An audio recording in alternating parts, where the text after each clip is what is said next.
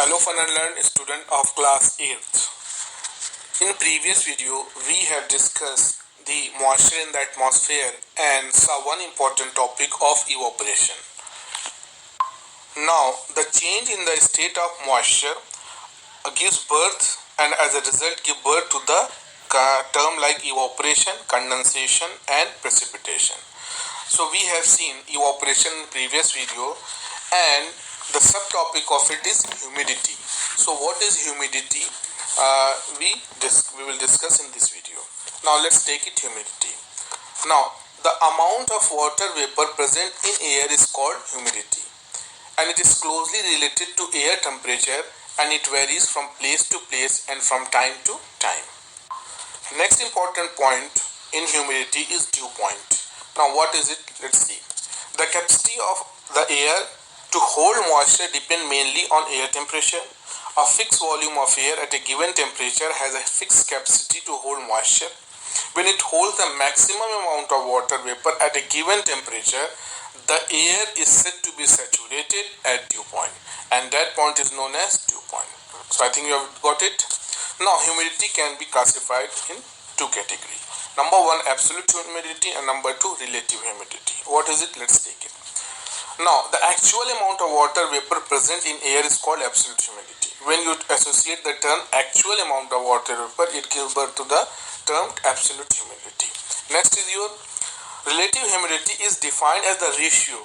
Now, here it is ratio between the actual amount of water vapor in the air at a given temperature and the maximum capacity of the air to hold moisture at that temperature.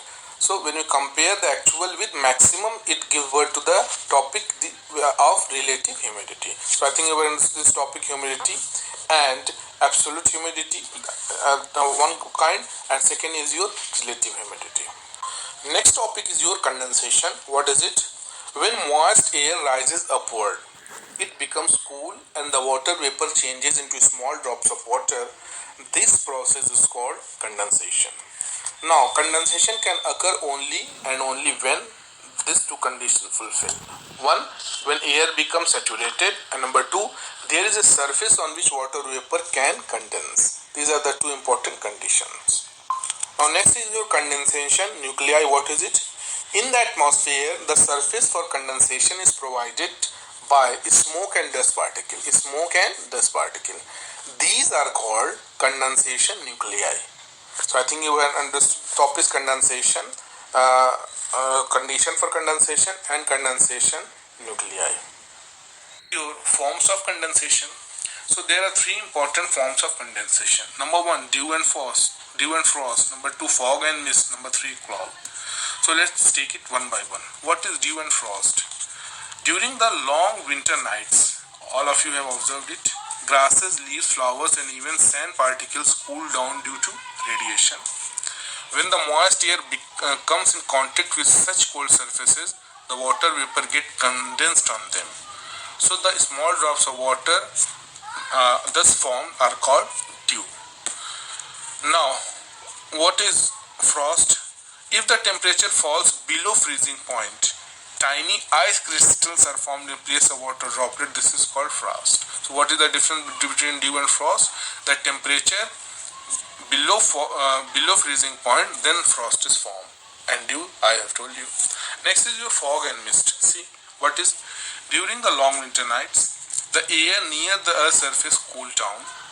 The water vapor present in the air condense and float in air as a very small water droplets like. This is called fog. It can reduce visibility and thus you have a disruption in traffic, and if the fog is not very dense, it is called mist. So this is the difference between mist and fog. Both are similar, but fog is dense and mist is not dense. So this is the difference between fog and mist. See this figure, this is the frost. So you can see in this figure this frost formation. So I think you have understood this topic. Next topic will be discussed in the next video. So thank you student, thank you very much.